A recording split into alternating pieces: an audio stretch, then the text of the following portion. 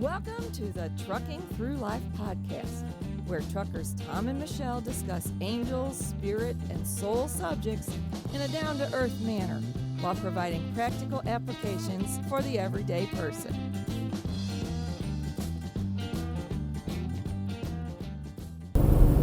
Hello, listeners. This is Michelle. And I'm Tom.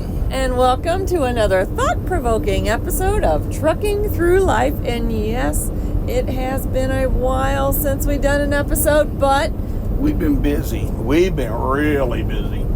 We've been more than a little busy. The universe has led us to some major new directions. The new direction for Tom is, and me for right now, is a new job. Oh boy.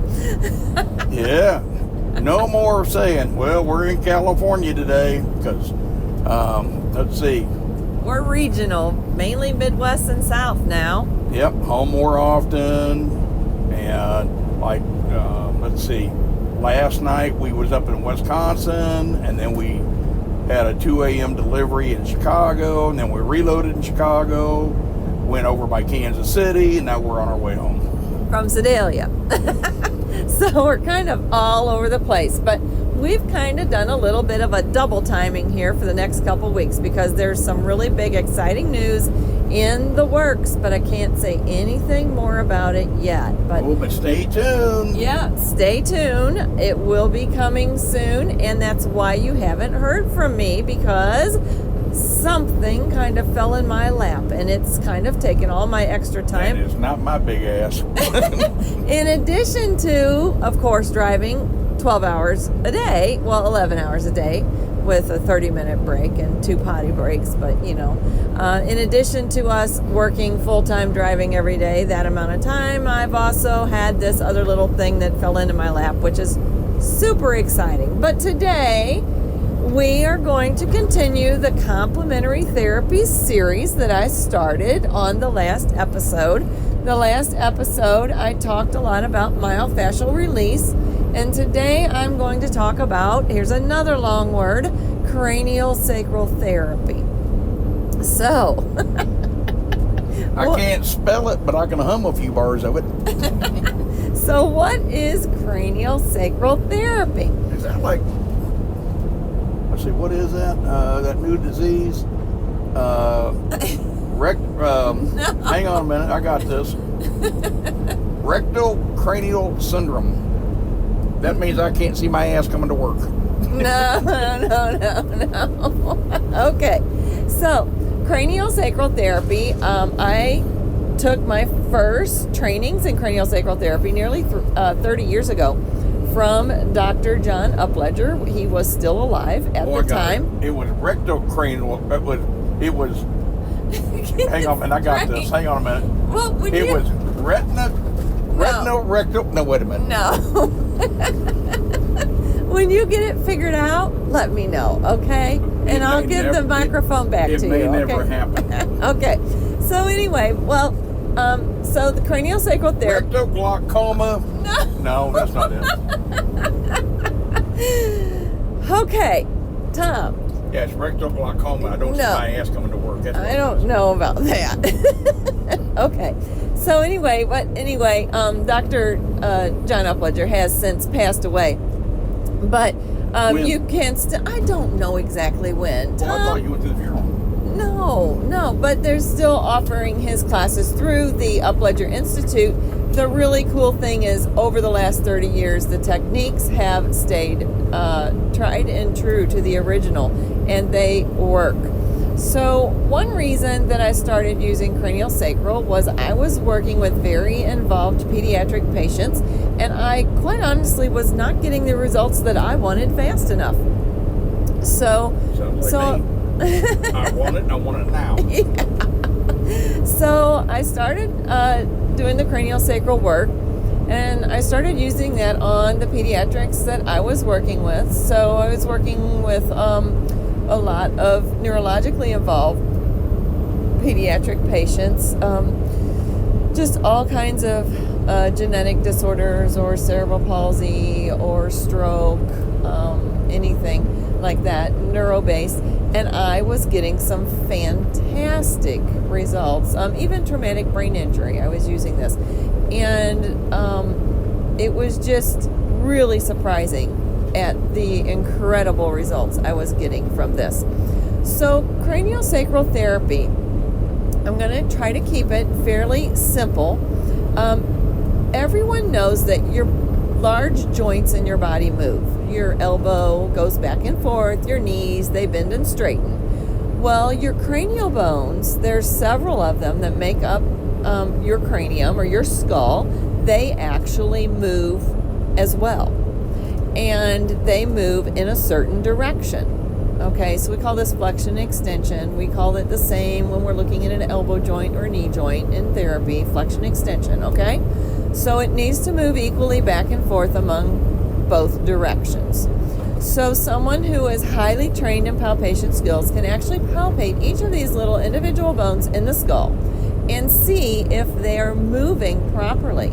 And the reason they move in flexion extension back and forth is because of the circulation of the cerebral spinal fluid, which circulates from the head down all the way to the tailbone and back up again. So it's kind of like a cycle that goes through your spinal cord, all the way down to your tailbone, it goes up to your brain, flushes through your brain ventricles, repeats itself, goes all the way down the spine to the tailbone, comes back up. And you can actually also palpate that rhythm, which is usually 6 to 10 pulses per minute. Okay? Well, what happens when we have some sort of disease process is these bones do not move freely. And because they are related to different aspects of the nervous system, it therefore can affect the area of the nervous system that it is connected to or related to, or a distal or I'm trying not to use medical words, or an area that's further away from the restriction of the cranial bone, but because it's in part of this system, it is still being affected because that cerebrospinal fluid is not able to flow. Now, this also extends all the way out into, not the fluid, but the pulsing, extends all the way out into the arms, the legs, the hands, all of that stuff. So someone skilled can tell where there is a restriction in your cranial system by simply palpating different areas of your cranial system. So the things that I have found it very helpful for, of course, are your things like migraines, really good for migraines, neurological conditions, even thinking issues, cognitive issues. In traditional healthcare, we call thinking issues cognitive issues. So maybe you're kind of foggy feeling, kind of cloudy feeling and thinking. It can help with that. It helps a lot with ADHD. It can help with autism. In fact, Upledger offered, I don't know if they still do or not, I haven't looked, an entire class for parents of autistic children. It was called Share Care, where he would teach the parents of autistic children the techniques. And it really works very well to help the autistic child kind of self-soothe, self-center, and rebalance themselves. But one area in particular that really is difficult for the autistic child is when you go to do a temporal release, that's an ear pull. They don't really tolerate very long time with the ear pull because the temporal bones, which are the bones surrounding the ears, are usually impacted somehow in or with an autism spectrum diagnosis. So I found that to be very interesting. But then there are also some autism, some people who have the autism spectrum diagnosis who really, really crave this particular form of craniosacral work. Sometimes you'll have some individuals that have autism spectrum diagnosis and they kind of keep hitting their head in one particular area. Believe it or not, that may be an indication that that particular cranial bone is not functioning in both directions and not freely moving in active flexion and extension. So it's not freely moving the way that it should be So the individual is actually trying to create some sort of release for that. So ADHD is another common indication. Anyone who's having difficulty concentrating or focusing. It's also really good for anyone who has a lot of anxiety or depression. And I used it extensively with stroke patients, extensively. And by using it extensively with stroke patients, I saw not only an improvement in their cranial movement, the cranial bones aligning more to, I'm trying not to use the really medical terms here because I don't want to lose anyone. So when I would work on a stroke patient, their motion would be limited in their cranial bones. After I got done, the motion was increased. And with this increased motion in the cranial bones, a lot of times they would get a reduction in the stiffness or the tone in their limbs and an increased motion in their entire body. So it would affect their entire body. So I saw such significant changes with cerebral palsy and stroke victims. Also with traumatic brain injury, anyone who's had any sort of central nervous system tumor and had it removed. I've used it a lot for people who've had removal of spinal tumors or brain tumors. Very successful with that. Also have used this for people who have a TMJ, temporal mandibular dysfunction of their jaw, because there are some releases that you can do that can help realign that mandible and relax the cranial structures, return them closer to their normal motion. I'm trying to think of some other disorders that I work with. We will return to our program in just a moment. This episode is sponsored by Myofascial STL Plus, offering complementary therapies to enhance your health and healing. Specialized therapies can include myofascial release, craniosacral therapy, lymphatic drainage, EFT tapping, and Seiki tapping healing through movement. 2-hour and half-day individualized healing packets are also available. For more information, go to our website, myofascialstl.com, or Google Myofascial STL Plus. That's myofascialstl.com. And now back to our program. The really cool thing about the craniosacral therapy is that it is such a light touch that most people cannot believe that it has the impact that it has on the tissues, because it is so light. Oh, I know I've used it for a lot of people who have sinus issues. You know, we live in the St. Louis area, and that is like the sinus capital of the world. I think it's the asthma capital of the United States. I think it has, as Tom is coughing over there, I think it has a lot to do with the conjunction of the Missouri and the Mississippi River that actually produces a lot of wet mold in our air. So our mold count is very high in our area, as well as our pollen count from being right along those two rivers. Anyone who's been in, and it's kind of the dog days of summer right now in St. Louis, we're having 100-degree weather days. Anyone who's been along the river bottom on those days, you can smell the vegetation rotting. It's kind of gross. But I've used craniosacral therapy very successfully for sinus issues and to help with sinus drainage. Also with dental work. I can testify to that one. Well, yeah, craniosacral and lymphatic drainage. I'm going to talk about lymphatic drainage in the next Complementary Therapies Approach episode. But yes, the craniosacral work for dental work is just phenomenal. I have also had people come to me who may have, their dentists or oral surgeons are like, you have to have this particular surgery. And so they'll want to come to me first to see if that can be corrected.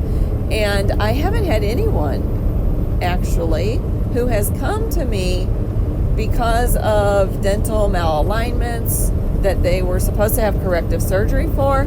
None of them ended up having to have the surgery. after having the cranial work. Now, that doesn't mean that there aren't people out there who will still have to have some sort of corrective surgery, but none of the clients that have come to me for that had to do that, because we can go in and we can relax the palate, the mandible, the sphenoid. These are all different bones of the cranium. We can apply light touch even inside the mouth as well as outside the jaw area. But a lot of times I will kind of find that a lot of these dental issues are related actually to the base of the neck in the back. Not neck in the back of the neck, the occipital region. It's that area right at the base of your skull that gets really tight when you have a tension headache. That's where I see a lot of dental issues stemming from when I'm doing craniosacral work. So the really cool part about this is, just like most of the body therapies that I offer, if not all of them, that it's a somatic therapy. So we got to get used to that word somatic. What is somatic? A lot of people say somatic means body, mind, spirit.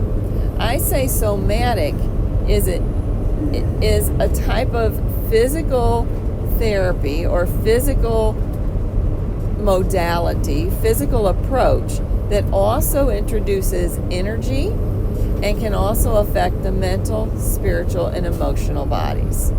Doesn't always, but it can.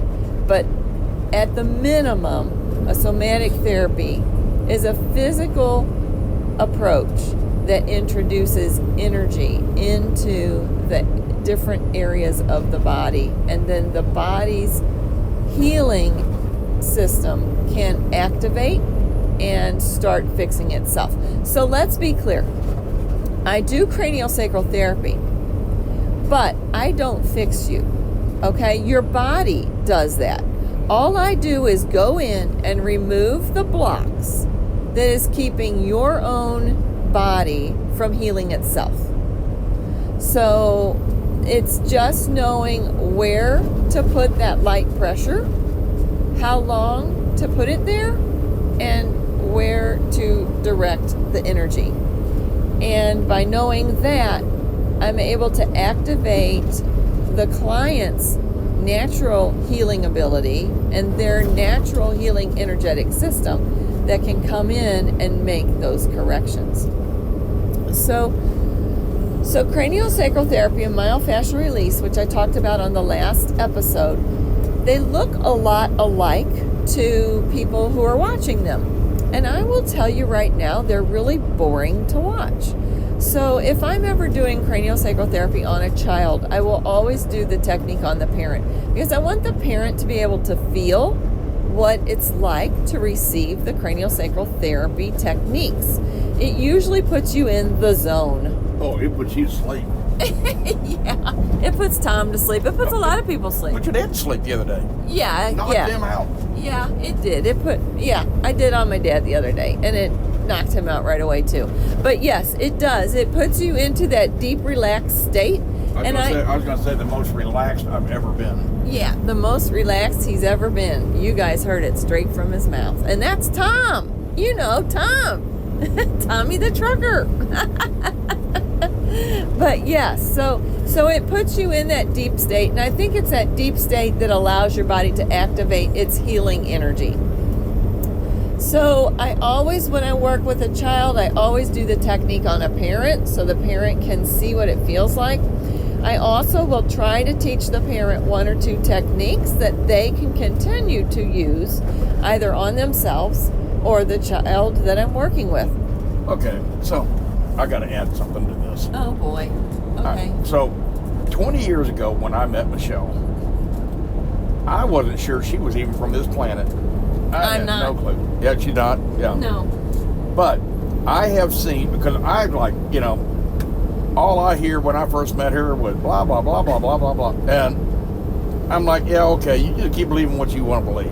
So, I remember we hadn't been together very long, and there was some parents that came to our house in like 11 o'clock at night with a baby that would not stop crying. And they were panicked. And I watched Michelle put her hands on that baby, and that baby stopped crying instantly. It was amazing. I've never seen nothing like it.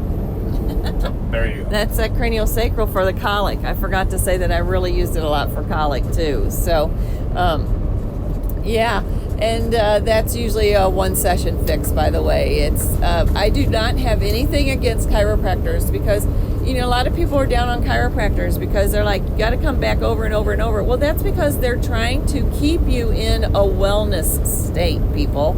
And a lot of people can't do that on their own. Therefore, they do have them come back for that. I know someone's been going to chiropractor for 30 years. Yeah, and there's nothing wrong with that. But the colic, that's a very simple fix. One visit, one and done, so to speak. In over hundreds of babies that I have worked on with colic, there have only been 2 that I have not been able to correct. And I do use a combination of myofascial release and craniosacral therapy for that both. So if I mention that in the myofascial release episode, that's why. But it is actually largely craniosacral therapy that I do for that one. And I've put it in a format that I can teach it to parents as well. It's a very simple, basic to understand format. And so many of these parents insist on a second session, although I'm like, okay, we can do that. We can at least use it to review, because they don't believe the colic's going to be gone. But once that baby's able to relax out of their C curve and lay in a frog position, I know the colic's gone. And they're all able to do that by the end of the session. Craniosacral, another thing that I have worked with is cranial remodeling. So babies that have flat head, I've worked with that as well. So there's a lot of different things that can be done with craniosacral.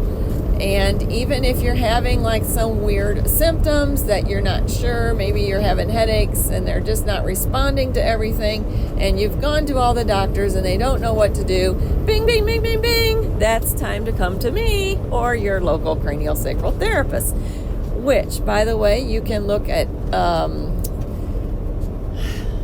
don't know if it's upledger.com or if it's the International Association of Healthcare Educators. Under Upledger, you will see me listed under there, Michelle Woodruff with Upledger Institute. I've done, process acupressure, craniosacral therapy, lymphatic drainage, zero balancing, and it seems like there was one more. Yeah, we all know you're smart. No, these are just all manual therapies. But I just want them to know that I'm credible. They can look me up. I'm not just making it up. Freight liners, Max. You've driven them all. There you go. Well, since we're doing our list of qualifications, of accomplishments, I'll throw mine in there too. So anyway. So craniosacral therapy is really good for that. It is also really good for after you have a disease process, or I'm going to suggest that you try it for post-COVID, because a lot of people are having some post-COVID issues, and I'm going to be very honest with you. Coming from traditional medicine, a lot of the doctors are putting their hands up in the air. They don't know how to treat the post-COVID symptoms. They're just not able to do that for some reason. They're trying everything they can, but if you are not getting results with your post-COVID symptoms, I would definitely try craniosacral therapy or any other complementary therapies that there are out there. So craniosacral, myofascial release, lymphatic drainage builds the immune system. We'll talk about that one on the next episode. Difficult edema, swelling, and weak immune systems. That's what lymphatic drainage addresses. But as of right now, we're just discussing craniosacral therapy. So that kind of is, what does a session look like? You're just gonna lay there on the table. Yeah, that's it, and relax. And then I'm gonna just take a nap. Gently apply a light pressure to the different areas around your cranium, your spine, and your sacrum, and work on restoring the craniosacral rhythm and movement to all of the bones. Oh, another thing too, if you ever hit your head on something, what made me think of that is I kind of chronically, if Tom's going to laugh at this one, he's going to take this one and run. As a kid, I kind of chronically hit my head on a lot of things. That explains it. She's bumped her head too many times. It comes from being a tall child with a short mother. All of the planters hanging outside our house were very low. And you know, when you're a kid, you're just kind of walking around not paying attention. I would hit my head on those hanging pots so many times. Ding dong. But that's another time. If you hit your head on something. I was wondering, and now I know. Now you know the rest of the story, Tom. Yep. You know the origin of the weirdness. Yeah, so craniosacral therapy is good for, talking about hitting heads. They have been using craniosacral therapy with the NFL on concussions, okay? So concussions is another really big one for craniosacral therapy. So, you're going to have to wrap this up. We're 22 miles from home. We're getting close to home. Okay. So those are some of the things that you can use craniosacral therapy for. You can even use them for anything related to hearing, vision, maybe even taste, dental work, anything like that. So, beep, beep, beep. There goes our pre-pass. The scale is closed. Okay, and speaking of closing, I'm going to go ahead and wrap up this episode. Remember that you can go to my website, magicmichellewoodruff.com, to learn more about some of the therapies that I do, the complementary health services that I offer, as well as esoteric services like Akashic readings and energy health readings. You're beyond. And then Tom just yawned at me. He's passing energy. When you yawn, that's usually passing energy. So, not gas, Tom. I know what he's thinking. Well, I can tell that. Gas energy is so proportionate. No. So anyway. Because every time I pass gas, I run. No, stop. Okay, so magicmichellewoodruff.com. You can also email me there through the contact form. And you can also go to our truckingthroughlife.com web page, and we have a contact form on there if you have any questions, input, or suggestions. Most of all, I want to thank all of my listeners. Please continue to share and spread the word about truckingthroughlife.com podcast. Because with spreading the news, New York. Yeah, so if there's an episode that you feel might benefit someone or they might be interested in listening to, please pass it along to them. Remember, you can just go to the share button and text it right to their phone. It's that simple. Also, I haven't really talked about anyone going on and reviewing, but boy, it would be nice if we could start getting some people to go on and review the Trucking Through Life. Usually do that through a drop down or the three little dots. There's usually something on there. Subscribe to us so you will get notified when new episodes come out. I am getting back into the swing after going on a temporary podcast hiatus with this other project. We've just been really busy. I mean, we spent like almost a week just in orientation. We did, because in the middle of this, we're changing jobs too. So anyway, stay tuned. A next episode on complementary health approaches is going to be lymphatic drainage for your immune system and for swelling. So remember, until next time, never drive faster than your guardian angel can fly. Bye-bye. Bye.